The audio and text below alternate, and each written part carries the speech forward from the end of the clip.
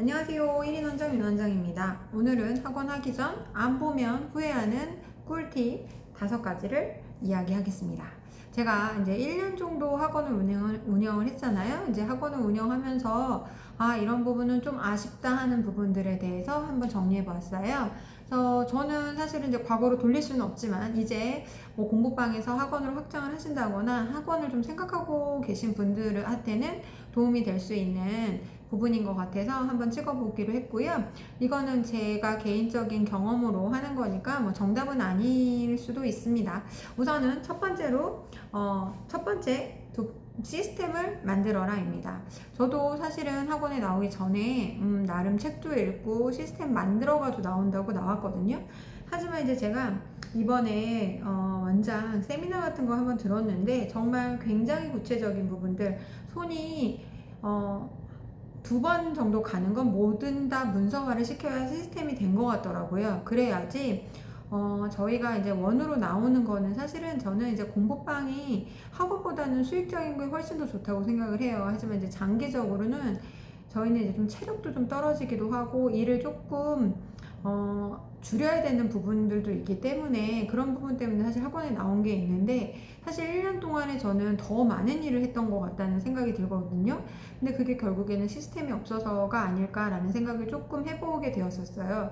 그래서 이제 2번 정도 손이 들어가는 건 모든 건 문서화한다라는 생각으로 조금씩 만들어 가고 있고요. 그 다음에 좀 큰 덩어리만 좀 수정은 좀 해본 상태입니다. 그 다음에 또 2번째는 어떤 거냐면 나 혼자 하지 말아라. 저는 제가 다 하려고 했었던 게 문제였던 것 같아요. 아마 뭐 강사 선생님이든 아니면 알바 선생님이든 조금 나누려고 했었다면 조금 더 빨리 시스템이 정비가 되었을 것 같다라는 생각이 드는데 제가 저 선생님한테 부담을 주지 말아야지 하는 생각들 뭐 그 다음에 내가 해야지 이런 생각들 때문에 이걸 제가 다 하려고 하니까 제가 수업도 들어가고 그것도 만들려고 하니까 계속 지체되더라고요. 그런데 되려 선생님이 원장이 너무 힘들어 보이신다. 자기한테 좀 할 거를 있으면 줘라 라고 제안을 해주셔가지고 제가 선생님한테 뭐 작은 거라도 하나 드리니까 선생님도 선생님대로 되게 열심히 해주시고 저도 되게 고마운 마음이 있으니까 고마운 마음 때문에 잘해주게 되고 막 이렇게 선순환이 되더라고요. 그래서 조금 더 빨라진다라는 생각 그리고 이제 저희가 이제 사람과 함께하는 일이 되는 거잖아요. 공부방하고는 다르게. 그러니까 그런 부분에서도 사람을 다룰 수 있는 부분도 되게 중요하다는 생각이 들어서 나 혼자 하지 말아라 라는 거가 2번째 꿀팁입니다. 3번째, 그 다음에 강사에 떨지 마라. 제가 처음에 강사 선생님이 그만둔다거나 혹은 제가 뭐 선생님을 뭐 다시 채용을 하는 거나 뭐 이런 것 때문에 정말 스트레스를 많이 받았어요. 생각보다 제가 할 말을 잘 하는 사람이라고 생각을 했는데 막 눈치를 보게 되는 거예요. 왜냐하면 이 사람이 그만둘까봐. 그래가지고 어느 순간에 좀 약간 이게 뭐 하는 짓인가 약간 이런 생각이 들 때가 종종 있거든요. 그래서 어느 순간을 딱 지나고 보니까 시스템이 정확히 만들어지면 그 사람의 능력과 관계없이 강사를 쓸 수 있겠다라는 좀 생각이 들어서 시스템을 잘 만들어 두고 선생님들이 바뀌어도 이 선생님에 의해서 좌지우지 되는 시스템이 아니면 괜찮겠다라는 좀 생각이 들더라고요. 그런데 그런 부분들 때문에 이제 강사는 떨지 말자 이런 생각이 드니까 제가 조금 더 선생님한테 잘해줄 분한테는 더 잘해주게 되는 것 같고 우리 학원에 애정이 없는 사람한테는 그냥 과감하게 그만두라고 말할 수 있는 것 같아요. 그러니까 이번에도 사실은 이제 한 분은 굉장히 이제 어떤 능력 면에서는 되게 능력이 좋으신 분인데 능력이 너무 좋다 보니까 개인적으로 하시는 일이 되게 많았어요. 그러다 보니 학원의 업무적인 부분이 계속 오래 다녔음에도 불구하고 이 사람은 그냥 여기에 시간을 때우러 오는구나 라는 느낌을 몇 번을 받았거든요. 그래서 좀 고민을 하다가 이번에 그 선생님을 그만두게 했어요. 선생님 저희가 이제 전임을 그래서 아예 전임으로 강사를 구했는데 그런 부분에서도 제가 아예 처음에 1년 전에는 아마 엄청 떨었을 거예요. 그리고 그 선생님이 잘 못해도 끌고 가려고 애를 썼겠지만 그렇지만 뭐 그 선생님의 능력 여하에 상관없이 이 선생님이 우리 학원에 애정이 없다라고 하면, 우리 아이들한테 애정이 없다라고 하면 같이 가는 게 우리 애들한테 무슨 의미가 있을까? 우리 학원에 무슨 의미가 있을까? 이런 생각을 했거든요. 그래서 그런 강사에 떨지 않기 위해서는 아무래도 시스템이 잘 갖춰 있어야 되고, 저희도 이제 선생님들한테 잘 해드려야 되는 부분들이 있을 거라고 생각을 하는데, 그런 거에 떨지 않도록 하는 마음, 그런 게 되게 중요한 것 같아요. 그 다음에 원장님이 강의를 할 건지 말 건지를 우선은 정하고 나오시는 게 되게 좋은 것 같아요. 왜냐면 제가 그게 지금 딜레마거든요. 저는 사실은 제가 공부방을 하다가 애들을 데리고 나왔기 때문에 그 데리고 나온 아이들을 강의를 할 수밖에 없는 상황이었는데, 처음부터 아예 제가 강의를, 그 애들만 강의를 했다거나 그러면서 이렇게 줄여나갔거나 그러면 이제 어느 정도 뭐 나았을 수도 있는데, 저는 지금도 그게 되게 해결해야 될 문제예요. 그래서 아예 처음부터 나오면서 시스템을 잘 정비해가지고 나오시고, 강사를 처음부터 구해서 시작을 하시는 것도 괜찮은 것 같고, 저는 이제 비용적인 면도 생각했기 때문에, 인건비가 사실 좀 많이 들잖아요.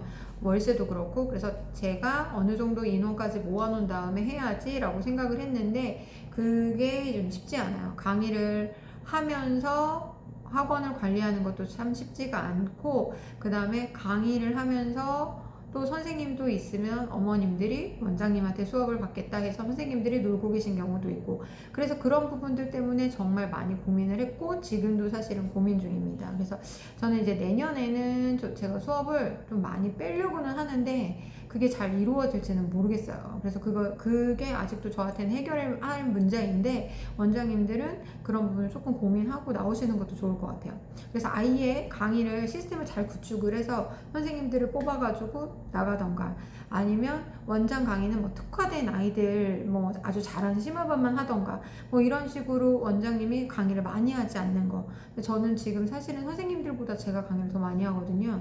그래서 그런 부분들이 조금 더 개선을 해야 될 점이다라고 생각을 하고 있어요. 그 다음에 또 이제 마지막으로는 이제 마케팅을 배워서 나오자. 그러니까 마케팅이라고 하면 우선은 저희가 블로그는 기본적으로 다 해야 되고, 그 다음에 요즘엔 인스타 릴스 같은 거, 그 다음에 네이버 플레이스 이런 것도 사실은 안 해본 사람은 정말 1도 모르는 사람도 많더라고요. 저는 사실은 뭘 이거를 돈을 들여서 배우지는 않았어요. 그런데 그냥 유튜브에서 나오면 누가 좋다 그러면 따라하고, 좋다 그러면 따라하고 하니까 굉장히 세세한 부분들은 잘 모르고 큰 덩어리만 이렇게 갖춰놓은 상황이었거든요. 근데 제가 이렇게 만났던 선생님들을 보면 정말 1도 모르시는 분들도 계시더라고요.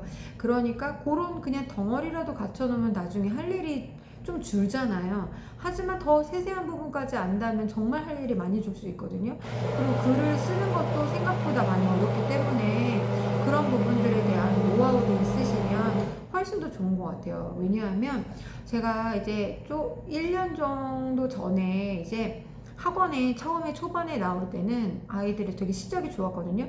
처음에 저희가 그냥 제가 인스타그램에 영상 광고 올렸는데 29명 정도 모아졌고, 그 다음에 저희 학원 공부방에 다니던 친구들이 30명 정도 따라왔어요. 왜냐면 저희가 여기서 예전에 공부방이 20분이 넘게 걸려요, 차로. 그런데 15분에서 20분?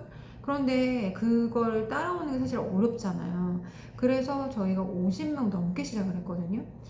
근데 지금 현재는 저희가 한 80명 정도밖에 안 돼요. 그러면 제가 1년 동안 30명을 모은 거잖아요. 그런데 그 문거는 어떤 부분이 있었냐면, 저는 공부방에서는 애들이 들어오면 정말 그만두는 경우가 정말 없었어요.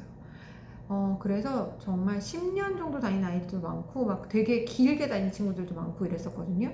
그런데 이 학원은 너무너무 빠르게 돌아가는 거예요. 그래서 되게 현타를 맞고, 정말 한두 달 다니고 그만두고 이런 아이들도 되게 많은 거예요, 생각보다. 근데 저희는 아주 학원가의 중심에 있거든요. 그러다 보니까 저희 학원이 아니어도 학원이 너무너무 많잖아요. 근데 본인의 생각보에 못 미치면 바로 바꾸는다는 느낌이 들었어요. 그렇기 때문에 순환이 굉장히 필요하다라는 생각이 들었거든요. 그래서 마케팅은 사실 계속 해야 된다라는 생각은 들어요. 그래서 지금은 이제 수업하는 아이들을 대상으로 해서 아이들이 재미있게 잘 다니고 이 아이들의 만족이 한 6이라면 마케팅은 4 정도로 항상 유지해야 된다는 생각은 들거든요. 근데 그런 부분에 4에 할애하는 게 사실 수업도 하면서 하는 건 사실 힘들어요. 그래서 조금 여유가 있을 때 이런 걸 배워가지고 오면 그래도 수월하고 알면은 시키기도 쉽잖아요. 그러니까 그런 부분들 때문에 조금 준비를 해가지고 나오시는 것을 추천드려요. 제가 이제 1년 동안 학원 하면서 조금 후회하는 여러 가지 것들을 기반으로 해서 팁을 드렸는데 원장님들은 나오실 때 많이 실패하지 않도록 준비해가지고 나오시면 좋겠습니다. 감사합니다.